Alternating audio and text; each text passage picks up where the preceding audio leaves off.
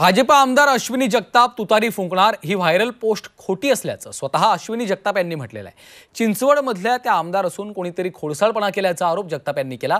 तर post viral करणाऱ्यांच्या विरोधात पिंपरी चिंचवड पोलिसांकडे तक्रार केल्याचंही त्यांनी म्हटलेलं आहे। भाजप नेते नामदेव ढाकेंनी पोलिसांकडे याबाबत संबंधितांवर कारवाई करावी अशी मागणीही केलेली आहे।